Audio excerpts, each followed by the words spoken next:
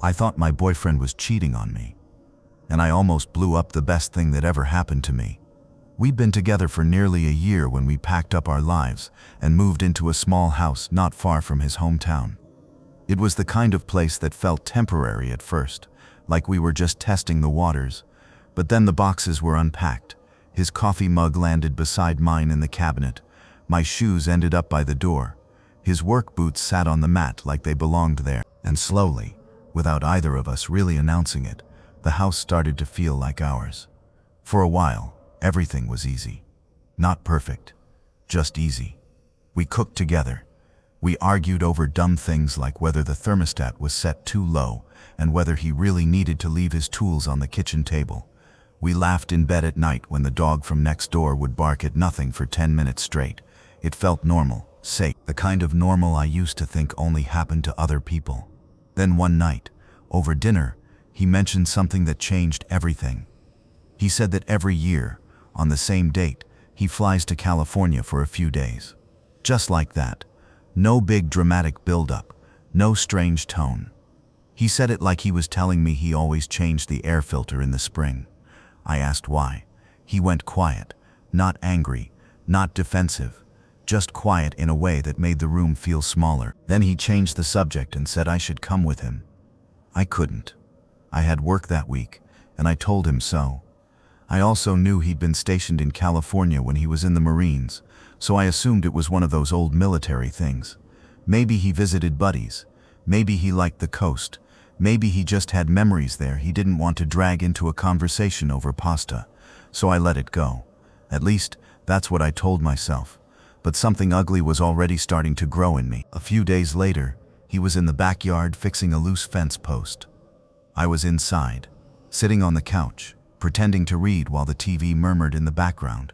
His phone was charging on the end table beside me. Then it lit up. A text came in from a name I didn't know. I stared at the screen. Locked, of course, but I'd already figured out his password weeks earlier, and I hated myself a little for that. It was the name of his favorite gun. Predictable, stupidly predictable. The kind of thing he'd think was clever and nobody else would ever guess. I shouldn't have opened it. I know that. I knew it then, too. But if you've ever been cheated on before, you know how old pain works. It doesn't ask permission. It doesn't wait for proof. It grabs the steering wheel the second it smells trouble, and it drives you straight into a wall. My ex had destroyed me. He'd lied for months, gaslit me every time I asked a question, made me feel paranoid and needy and crazy, and then when the truth finally came out, he acted like I'd somehow caused it by not being easy enough to love. So when I saw that text, all of that came flooding back. The message said, "Don't forget, Maya's favorite beer is Buzz Light. Grab a few cases." My stomach dropped so hard it felt like I'd been punched. Maya? Who was Maya? Why was my boyfriend buying some woman's favorite beer for a trip he wouldn't explain to me? I closed the phone and sat there frozen, my heart pounding so hard I could hear it in my ears. I tried to act normal for the rest of the afternoon, but inside, I was unraveling. By the time I went to work the next day, I was already spinning. I told my coworkers about it, or at least enough of it to make them see what I was seeing. And because people love jumping to the worst conclusion when they're half listening and fully projecting, all three of them said the same thing. He's cheating. Obviously. Who else would Maya be? That was all it took. My anxiety hit like a wave. I couldn't eat. I couldn't sleep. I kept replaying every moment from the past few weeks. The sudden silence when I asked about California, the way he'd invited me to come with him so quickly, the name I didn't know, the beer, the way he'd looked away when I asked what the trip was for. My brain built a whole case file in a single night. I told myself I was being smart, careful, alert. Really, I was just scared. I'd built my whole understanding of love around betrayal. So when I found something I couldn't explain, I didn't assume there was a good reason. I assumed I was about to get hurt again. And once that fear had a voice, it got loud. I decided I wasn't going to sit alone with it. I wasn't going to cry in the bathroom and pretend I was fine. I was going to confront him. I came home early that day. He was in the backyard, still working on that fence post. I stepped outside and called for him to come in. He said he'd be there in a second. I told him now.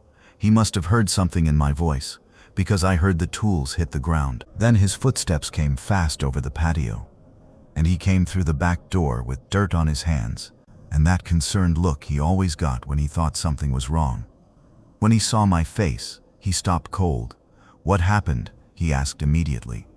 I looked right at him and said, "I know you're cheating on me." The confusion on his face was instant. Then, unbelievably, he gave this tiny laugh, like he thought I was joking. But when he saw the tears in my eyes, his expression changed. The smile vanished. He started toward me, hands lifted a little, like he wanted to steady me. I stepped back. He looked hurt, genuinely hurt. Then he asked, in this quiet voice, "What made you think that?" I said I knew about Maya. I said I knew he was flying out to see her next week. He didn't deny it. He just nodded. "Yeah," he said, "I am." And I broke. I mean fully broke. I started crying so hard I could barely breathe. My chest felt tight. My vision blurred. I was convinced I had caught him. I was convinced I had been right all along. I was already imagining every ugly detail, every lie, every secret I hadn't seen. Then he reached into his wallet and pulled out an old photograph. He handed it to me. "That's Maya," he said. I looked down. In the picture were two Marines in full gear. Their arms were around each other's shoulders. Their rifles were in their free hands. One of them was unmistakably my boyfriend, younger, but still him. The other was a woman. She had a wide smile and eyes that looked kind even in a tiny printed photo. And then I realized I'd seen this picture before. It had been shared in a memorial post by one of his friends online. I just hadn't connected the dots. Maya had taken her own life 3 years earlier while they were deployed together. Everything inside me stopped. He sat down across from me and told me the truth. Every year, on the anniversary of her death, he flies to California to visit her family. He goes to her grave. He has dinner with her parents. He brings her favorite beer, and they share stories about her. It's their ritual. It's how they survive the day. It's how they keep her alive in the only way they can. I felt sick, not embarrassed, not a little guilty, absolutely sick. I had taken the most sacred grief in his life and turned it into something dirty. I had looked at a wound and called it a lie. I kept apologizing, over and over. The words came out tangled and useless. I told him I was sorry, that I didn't know, that I should have asked, that I'd been wrong, that I was so sorry. He just sat there for a while. Not angry, just sad, and somehow that made it worse. Finally, he said, "I should have told you, I just don't like talking about it. It still hurts."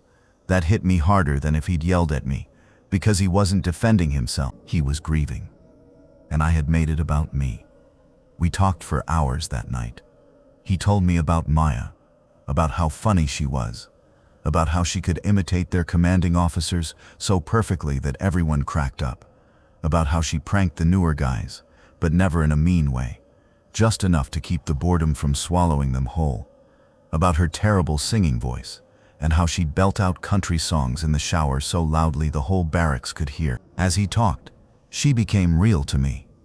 Not some mystery woman, not some threat, a person, a friend, someone he'd lost and never stopped carrying. And then I told him about my ex. I told him what it felt like to trust someone completely and then discover he'd been cheating and lying while looking me in the eye. I told him about the way that relationship had trained me to expect the worst, how every silence now sounded suspicious, how every unanswered question felt like a trap. We both cried, we both apologized. And by the end of the night, in the middle of all that wreckage, we were somehow closer than we'd ever been. He still went to California the next week, but this time, I asked if I could come. He said yes, so I started doing my homework. I spent days reading about survivor's guilt and military trauma. I wanted to understand what he carried, not just the facts, not just the labels, the actual shape of it, the invisible kind of pain that lives under the skin and changes the way a person speaks, sleeps, remembers, and loves. I read that service members often carry wounds that don't show up on any scan, that people who've watched friends die can spend years trying to make sense of the unbearable, that sometimes the words civilians use don't even come close to describing it. That made something click for me. Maya wasn't a topic he could just casually mention over dinner. She wasn't an old friend. She was grief. She was the reason 1 week a year turned his whole body quiet. My phone rang that Wednesday afternoon while I was reading an article about anniversary reactions in PTSD. It was Miranda. I answered, and she asked how I was doing in that careful voice people use when they think you might fall apart if they speak too loudly. So I told her everything, every embarrassing, humiliating detail, the text, the accusation, the photo, the truth, the crying, the hours we spent talking until we were both empty. She listened without interrupting, which is rare for her. When I finished, she said she was proud of me for owning my mistake and apologizing. Then she did what good friends do when they love you enough to be honest. She reminded me that having trust issues doesn't make bad behavior okay. She told me that understanding why I reacted that way doesn't erase the fact that I snooped through his phone and accused him of cheating based on one text I didn't understand. It stung, but she was right. The next day at work, I pulled Juliana aside during lunch and told her the truth about Maya. She went red with embarrassment immediately. She admitted she'd been projecting her own cheating ex onto my situation. Her ex had used the exact same kind of excuses about trips and old friends. So she'd seen my boyfriend through her own damage. We both stood there for a second, realizing how easy it is to confuse the past with the present. She hugged me and said she was glad he wasn't cheating. Then she added, very softly, that he sounded like one of the good ones. That night, my boyfriend found me on the couch with my laptop open again, still reading about military grief. He asked what I was doing. I told him the truth, that I was trying to understand him, that I wanted to know more about what he lives with every day. He looked at me for a second, then sat down beside me. He appreciated the effort. I could see that. But he also told me something important. He said reading articles isn't the same as being there. The internet can explain the symptoms and the psychology. It can't show me what it feels like when a memory hits at random, or when a date on the calendar turns into a knife, or when a person you love tries to survive by keeping certain doors closed. I told him I knew. I just wanted to try. 3 days before our flight, after dinner, he pulled out his phone and started scrolling through old pictures. Then he turned the screen toward me. There was Maya, making a ridiculous face on base. In another photo, she was at a barbecue with a plate piled high with food. In another, she was cleaning her rifle, all serious and focused. As he swiped, I watched his face. His jaw tightened with each image. His expression stayed calm, but only just. I could tell this wasn't easy. He didn't look at these photos often. I asked if I could see more, and he kept going. He told me where each one was taken, what they were doing, who had taken the picture, what kind of mood they were in that day. Then I asked him what Maya was like as a person, not as a Marine, as a person. He smiled a little. He said she was funny, that she could do perfect impressions of their commanding officers, that she pulled pranks on the newer guys just enough to keep things interesting, that she sang horribly in the shower, and never cared who heard. By the time he finished, I could see her more clearly than I ever had before. Not a symbol, not a loss. A girl with bad singing and a sharp sense of humor who had once filled a room with life. The night before we flew out, we were packing bags when he sat down on the edge of the bed. He admitted he was nervous, not about the flight, about me meeting her parents. He said they're the only people who really understand what he lost, the only ones who knew Maya the way he did. I told him I'd be respectful, that I'd follow his lead, that I understood this was sacred ground, even if it looked like a normal house on a normal street. He nodded, but I could still see the tension in his shoulders. This trip wasn't just emotionally hard for him. It was the first time he was bringing someone into that part of his life that mattered. On the plane, he barely spoke. He stared out the window while the clouds drifted underneath us. His knee bounced the whole time. He declined drinks. I declined snacks. Neither of us had much of an appetite. I didn't try to fill the silence. I was learning something important. Sometimes support isn't talking. Sometimes it's just staying. When we landed and got into the rental car, his whole body changed. His shoulders pulled tight. His answers got shorter. 1 word, 2 words. Nothing extra. He was bracing himself. I let him. The drive toward Maya's parents' house felt longer than it was. 20 minutes from their place. He pulled into a liquor store parking lot. He turned off the engine, got out, and walked straight to the beer aisle like he'd done it 100 times. He grabbed 3 cases of Bud Light, just like that. And suddenly I understood the message that had made me spiral. This wasn't a secret romance. This was tradition. He knew exactly what Maya's parents expected him to bring, down to the brand and the amount. At the checkout, he paid in cash. The cashier asked if they were having a party. He said something about visiting family. His voice was flat, not because he was lying, because this was hard. We loaded the beer into the trunk and drove the rest of the way in silence. The neighborhood looked ordinary. Neat lawns, driveways, flower beds, kids' bikes on porches. Nothing about it said grief lived here permanently, and yet it did. He pointed out the base entrance a few blocks before and told me where he used to line up for inspection every morning at 6:00. Then he gestured toward a little dive bar with a neon sign flickering in broad daylight. We used to go there every Friday, he said. Whole unit packed into the booths. His mouth tilted slightly when he added, Maya always won at pool, even when she was drunk. A few streets later, he pointed toward the beach. We'd come here when we got rare time off, he said. Just sit in the sand and pretend we weren't Marines for a while. He smiled a little, but it was the kind of smile that hurts. And then I realized the whole city was a map of memories he couldn't walk away from. Maya's parents lived in a pale yellow house with white trim and an American flag hanging by the front door. Before we even reached the walkway, the door flew open. A small gray-haired woman rushed out and wrapped my boyfriend in a hug so tight it looked like it might crack them both open. She wore jeans and a Marine Corps t-shirt that probably belonged to Maya. Then a tall man appeared in the doorway. He stood like a Marine, even in civilian clothes.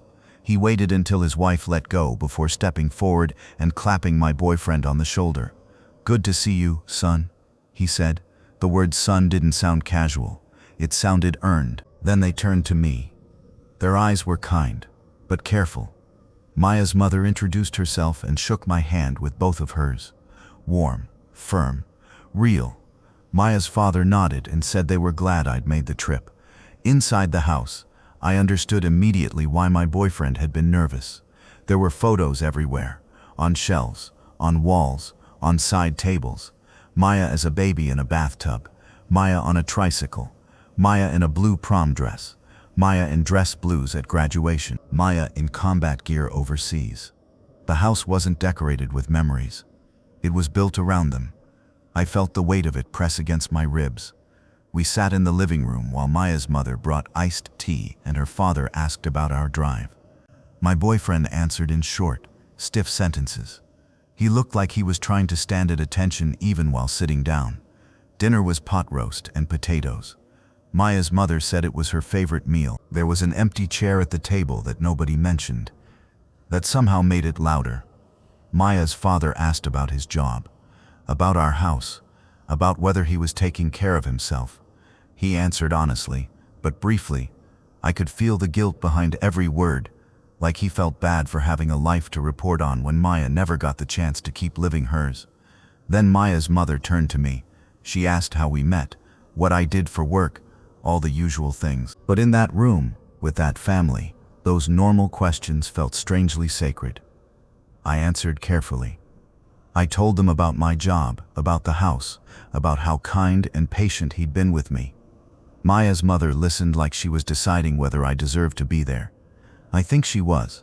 After dinner, Maya's father took out a bottle of whiskey and 2 glasses, then asked my boyfriend to come with him to the porch. Through the kitchen window, I watched the 2 of them sit outside in lawn chairs, heads bent together, speaking in low voices I couldn't hear. 2 men bound by war and loss. And maybe by the kind of pain that only other people who've lived through it can really understand.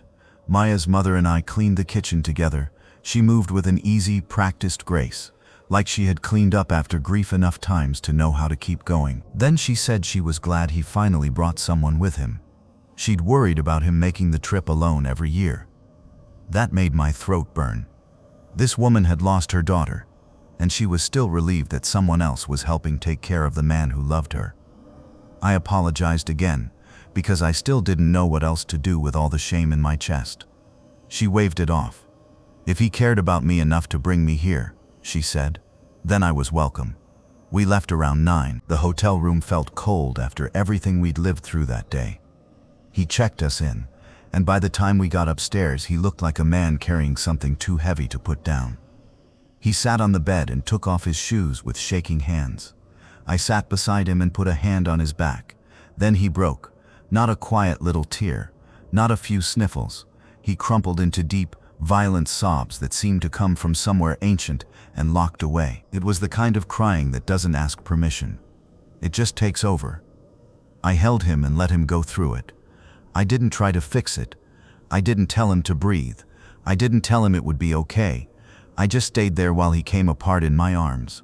After a while, he managed to speak between breaths. He said he felt guilty for being alive when Maya wasn't. Guilty for being happy with me when she never got the chance to build that kind of future. Guilty for surviving. The words were so heavy they seemed to fill the whole room. He kept apologizing for crying, for bringing me here, for being a mess. I told him to stop apologizing for being human. And then he told me something he hadn't said before. He said Maya had been struggling for months before she died. There had been signs. Little dark jokes. Moments people brushed off. Things no one took seriously enough. He blamed himself for not seeing it, for not checking in harder, for not somehow stopping the inevitable. I told him about my ex, about the messages I found, the lies, the way he swore it was just work, the way he made me feel insane for asking questions even when my instincts were right. I told him how I'd come home early one day and finally caught the proof I couldn't ignore, how he still tried to blame me, how betrayal had trained my brain to expect betrayal everywhere. When I finished, I told him the truth. I knew my past wasn't his fault, but it was the reason I saw a beer text and thought cheat instead of grief. It was the reason I almost destroyed us. He was quiet for a long time. Then he admitted he'd been keeping parts of himself locked away because he didn't want to drag me into his darkness. He said he told people he was fine when he wasn't, that he still had nightmares, that he'd wake up sweating and disoriented sometimes, with his heart racing before his eyes were even open. I told him I'd been searching for betrayal in everything because expecting the worst felt safer than being blindsided again. We kept talking until the room began to lighten with morning.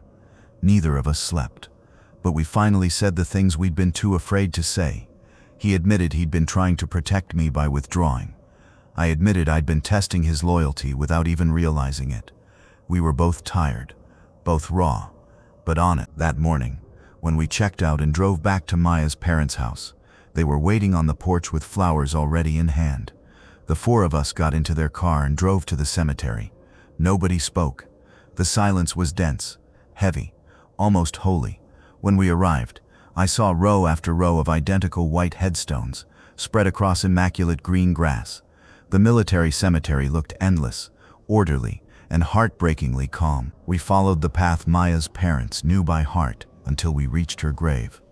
Her full name, her rank, the dates that marked the beginning and end of her life. Her father knelt and placed the flowers at the base of the stone. Her mother set down a framed photo of Maya in uniform, smiling. My boyfriend stood there completely still. His face looked stripped bare. His jaw was clenched.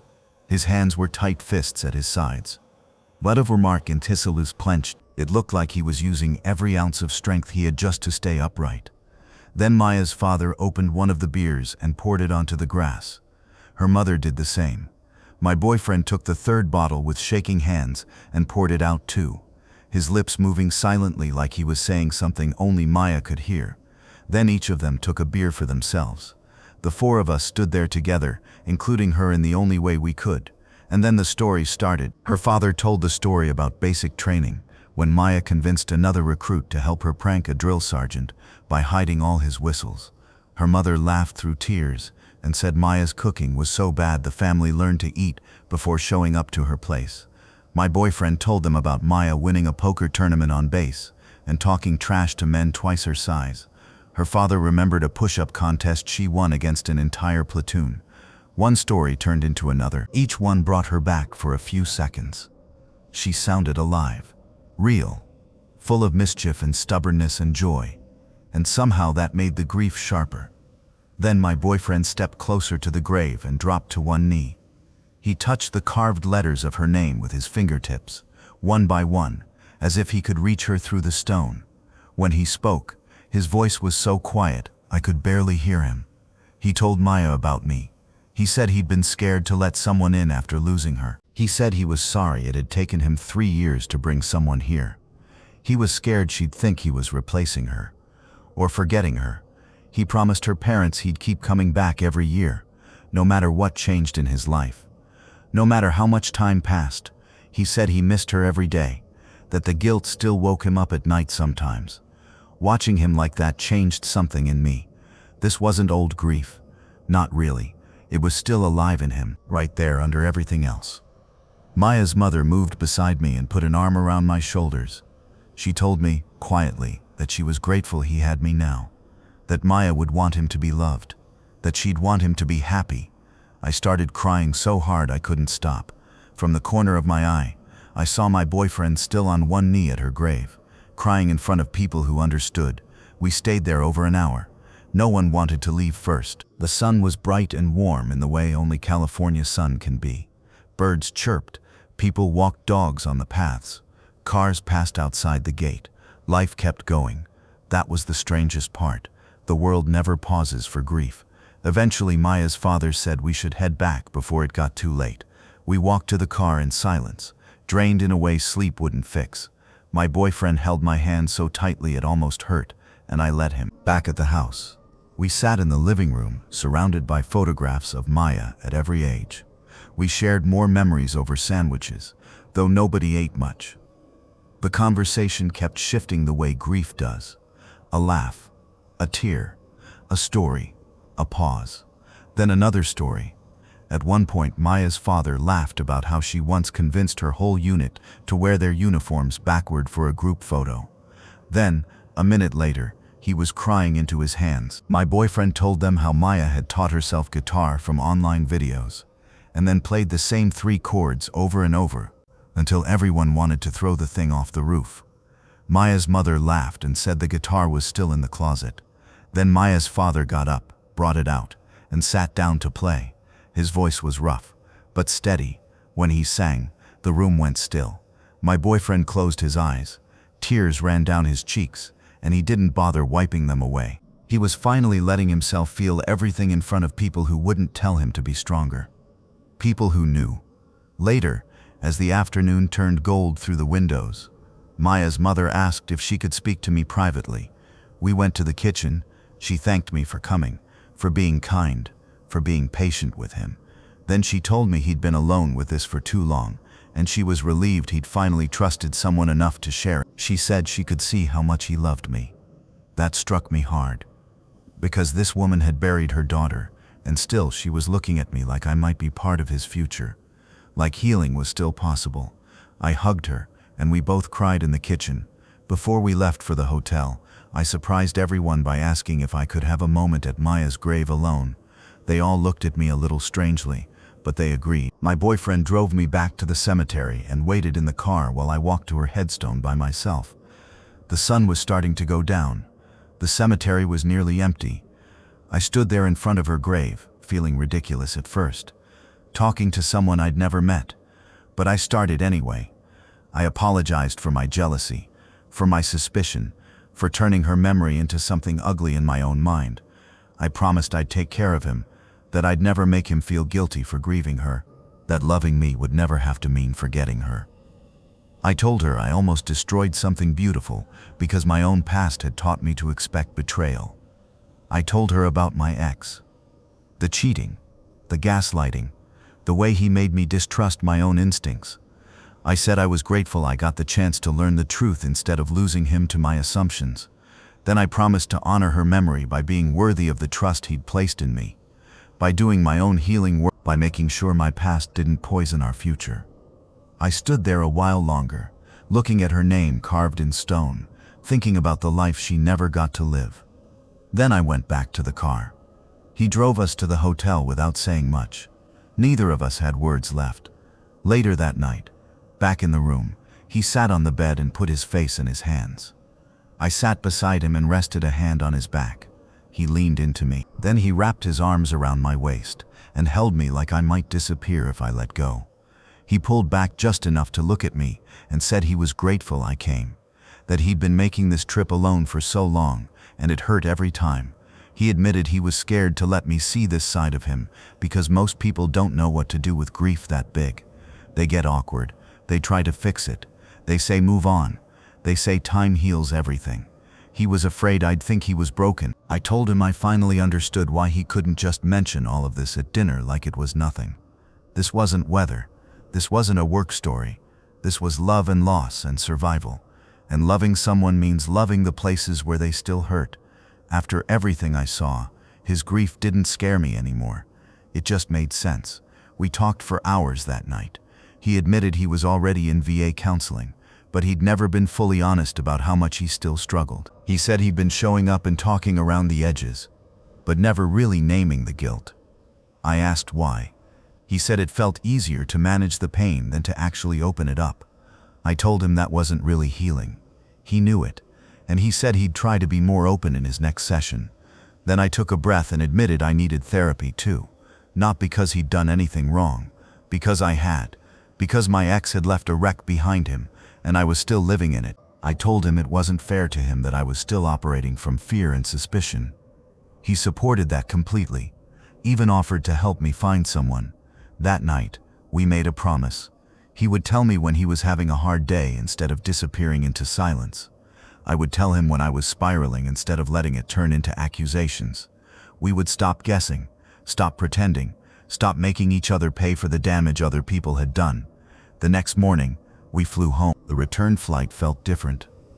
We were still exhausted, still quiet, but something had changed. We had seen each other at our most wounded and still chosen to stay. That mattered. When we got back to our house, I started noticing things I'd missed before. The Marine Corps flag folded in a perfect triangle on the top shelf of his closet. The challenge coin on his dresser that I'd always thought was just a random keepsake. The way every item in the house had a place and a purpose. The way his neatness wasn't just personality. It was discipline, training, a way of staying in control when your world has already taught you that control can vanish in a second. A few days later, I was making coffee when his phone buzzed on the counter. I felt the old instinct rise immediately. That little snap of panic. That urge to grab it and check. To know. To control the unknown before it could control me. My hand actually moved toward the phone. Then I stopped. Just stopped. And for the first time in years, I realized I didn't have to obey that fear. I stepped back, took a breath, and let the urge pass. That night I opened my laptop and searched for a therapist who understood betrayal, trauma, and trust issues. I read profiles, reviews, specialties. I wasn't looking for someone to tell me I was silly. I was looking for someone who understood that cheating leaves scars, real ones. The appointment felt like taking responsibility instead of making my boyfriend carry the damage someone else had caused. My first session was 2 weeks later in a small office downtown. The therapist's name was Gage. He had kind eyes and an unnervingly calm voice, the kind that makes you feel safe before you even realize it. He asked why I was there. I told him about my ex, and then I cried harder than I had in months. Because once I started talking, all the things I thought I'd dealt with came rushing back in full color.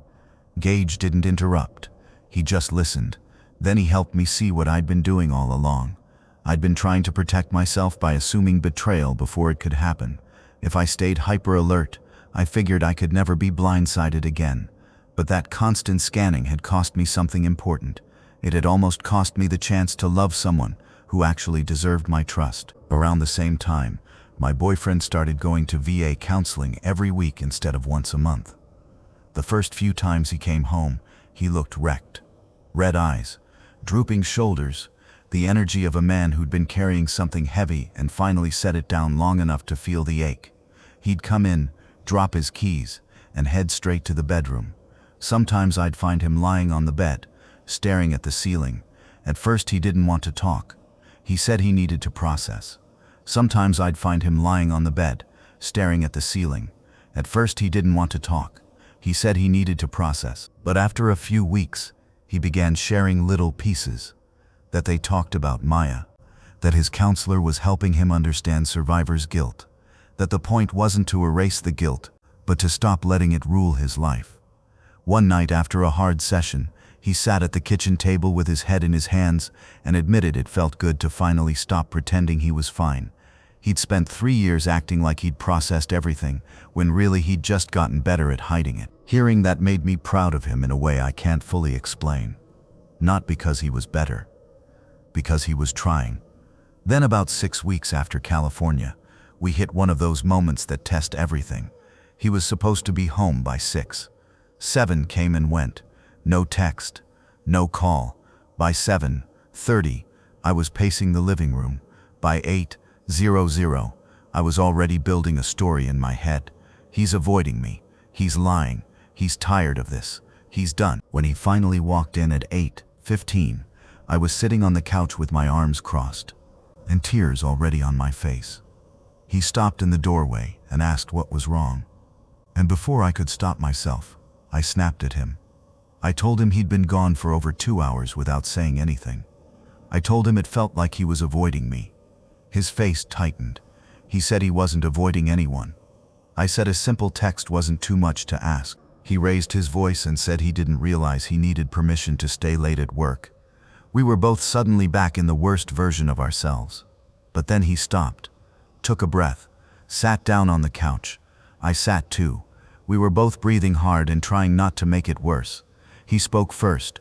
He apologized for not calling.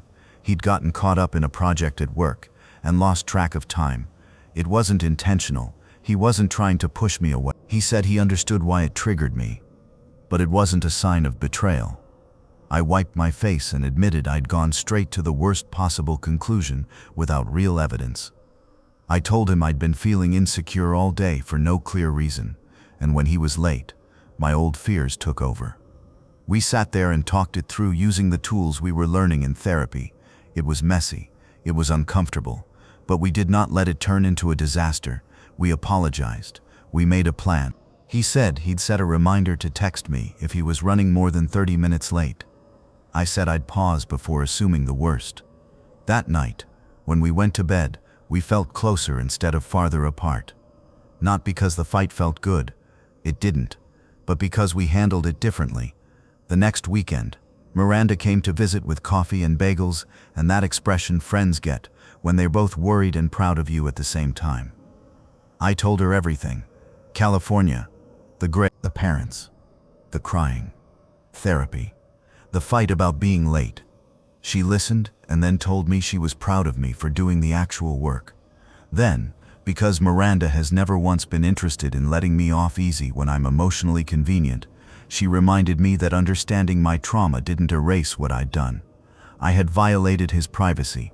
I had guessed at the worst from one text message. I had accused him of something awful. That wasn't excused just because I'd been hurt before. She was right, again. And I hated that a little. But I needed it. Because I didn't want to turn, I understand myself now, into therefore it was fine. A few days later, my boyfriend brought up Luca. Luca was one of his Marine buddies who had known Maya and carried his own share of survivor's guilt. He and his wife, Beatrice, lived about an hour away, and my boyfriend thought it might help to spend time with people who actually understood what this kind of grief looked like in real life. So we invited them for dinner. Luca was tall and broad-shouldered with a quiet intensity to him. Beatrice was warm from the first second, the kind of person who makes the room feel less formal just by walking into it. We made pasta, sat at the table, and talked about ordinary things at first. Work, weather, traffic, normal stuff. Then, over a second bottle of wine, the conversation shifted. Luca talked openly about therapy, about his PTSD, about medication, about weekly counseling. He didn't say any of it with shame. He said it like it was just part of life. My boyfriend listened like a man hearing his own private thoughts spoken aloud by someone else. When Luca mentioned survivor's guilt, my boyfriend finally jumped in. He said he felt the exact same way about Maya. The two of them talked back and forth about all the things they blamed themselves for, even the ones that were never really their fault. Watching them, I realized how alone my boyfriend must have felt before this. How much silence he had been carrying. After dinner, Beatrice asked me to help with dessert in the kitchen. Once we were alone, her expression changed. She told me the truth about loving someone with combat trauma. It was hard. It required patience. It required boundaries. She told me about Luca's nightmares, the times he woke up yelling, the days he withdrew and couldn't talk, the anniversary reactions, the way a smell or sound could drag him back somewhere else before he even understood what happened. She said there were moments when she felt like she was walking on eggshells. But then she told me something else, that the depth of connection was unlike anything she'd ever known, that when both people did their own healing work, the relationship could become stronger because of the pain, not just in spite of it. Her honesty was bracing and helpful. Back in therapy, Gage and I dug deeper into my ex. He had me walk through the timeline of the cheating, the lying, the slow buildup of distance before I found proof. And as I described it, I started noticing something I'd never fully admitted. My ex had not only cheated, he had made me doubt my own mind. Whenever I asked questions, he made me feel paranoid, controlling, crazy. That mattered a lot, because part of the damage wasn't just the betrayal, it was the gaslighting. It was the way he taught me not to trust my own perception. Gage helped me see that, and he also helped me see the difference between my ex and my boyfriend. My boyfriend hadn't twisted the truth. He had been hurt, yes, guarded, yes, but honest. He showed me the photo. He told me what Maya meant. He didn't make me feel insane for asking. Gage taught me to pause when anxiety spiked and ask myself a simple question: what evidence do I actually have? He taught me to notice the body sensations that came with old trauma so I could tell the difference between present danger and old fear. That helped more than I expected. My boyfriend and I also started doing weekly check-ins on Sunday nights. Tea, couch, phones down. We each took turns saying how we were doing, what had been hard, what we needed. The first few times, it felt strange and formal, like we were following instructions from a book. But after a while, it became one of the best parts of our week. He'd talk about rough days at work or something that came up in counseling. I'd talk about a trigger, or a fear, or something Gage had helped me understand. If he needed space, he said so. If I needed reassurance, I asked for it. We started catching little problems before they turned into fights. We were building something new, not perfect, just better. Then, a couple months into therapy, I had a realization that shifted something deep inside me. Gage asked me why I thought my ex cheated. I started giving the old answer. I wasn't enough. I didn't meet his needs. I should have done more. He stopped me. He said cheating is a choice. It says something about the person who made it, not the person who was betrayed. That one sentence hit me like a light turning on in a dark room. I had spent years believing I needed to be better, more careful, more lovable, more perfect, if I wanted to avoid being hurt again. But betrayal is not something you can prevent by being ideal. You can't control someone else's character by working harder. You can only choose better people and trust yourself when they show you who they are. My boyfriend had already done that, time and again. A few weeks later, we were in the living room when his phone buzzed on the coffee table. A text from Derek. I looked at the screen, and for the first time, I did not feel the old panic shoot through me. My hand didn't reach for the phone. My mind didn't start spinning. I just noticed it, breathed, and let it go dark. When he came back from the kitchen with 2 mugs of tea, I told him his phone had buzzed. He read the message and said Derek wanted to grab lunch next week. That was it. No spiral, no interrogation, no fear, just a quiet little moment that felt bigger than it should have. Because it meant I was changing, really changing, not pretending to. A weekend later, we sat at the kitchen table with our laptops open, looking at flights for the next California trip. He scrolled through dates and prices, then looked up and asked if I'd be comfortable staying with Maya's parents instead of getting a hotel. The question surprised me, but I knew what it meant. He wasn't asking about lodging. He was asking whether I was ready to be part of this part of his life. I told him yes. I meant it. A few days later, he came home from counseling looking thoughtful. He sat beside me and said his therapist had told him something that stayed with him all afternoon. Honoring Maya didn't require him to stay frozen in grief. She would want him to heal, to live, to stop punishing himself for surviving. He said it out loud like he was testing the words, and I could see the struggle in his face as he tried to believe them.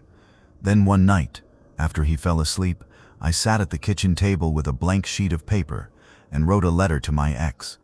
I wrote everything: the anger, the humiliation, the years I spent thinking his cheating meant something was wrong with me, the way he made me doubt my own instincts, the way his lies poisoned every relationship that came after him.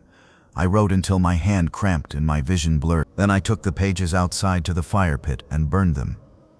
I watched the paper curl and blacken, watched the words disappear into smoke, and I felt something inside me loosen. Not healed, not finished, just lighter. 6 months after the California trip, we were different people than we had been before. He was managing his PTSD with regular therapy and medication that actually helped. I was rebuilding trust with the help of Gage, learning how to tell the difference between real intuition and old fear. We still had hard days, still had triggers, still had moments when grief or anxiety hit without warning. But now we met those moments with honesty instead of suspicion. When he had a bad night, he told me. When I felt afraid, I said so. We stopped hiding the ugly parts of ourselves, and that made the love between us feel more real than anything I'd ever known. One night, months later, I was sitting at the table when his phone buzzed again. For a second, I felt that old reflex move through me. Then it passed. Just like that. No accusation. No panic. No doom. Just a notification on a phone. A small thing, really, but also not small at all. Because in that moment, I understood that healing doesn't always arrive like fireworks. Sometimes it shows up as the absence of a reaction you used to live by. Sometimes it looks like not reaching for the phone. Sometimes it looks like trusting the person beside you and trusting yourself enough to let the moment pass. I almost destroyed my relationship because I let my past decide what the present meant. I saw a wound and called it cheating. I saw silence and called it betrayal. But the truth was never what I feared most. The truth was that some people carry grief like a second heartbeat, and some silences aren't lies. They're pain, they're memory. They're the places inside us that still need gentleness instead of suspicion. I'm glad I learned that before it was too late. And I'm even more grateful he loved me enough to let me see the truth.